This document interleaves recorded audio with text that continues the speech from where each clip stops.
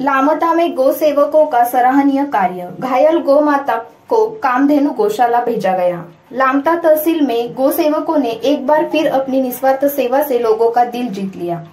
गुरुवार को गंभीर रूप से घायल एक गौ माता, जिसे जानवर और पक्षियों के हमले से जगह जगह घाव हो गए थे, वो देखकर स्थानीय गौ सेवकों ने तुरंत सेवा कार्य शुरू किया। गौ माता को सुरक्षित उपचार और देखभाल के लिए केवलारी शिवनी स्थित कामधेनु गौशाला भेजा गया, जहां उसकी उचित सेवा की जाएगी।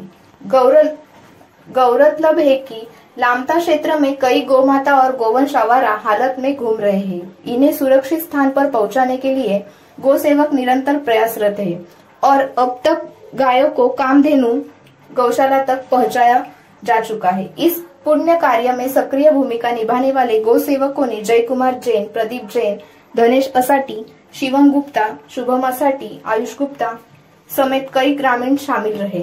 स्थानीय ग्रामीणों ने भी इस सेवा कार्य की सराहना करते हुए इन गौ सेवकों को धन्यवाद दिया।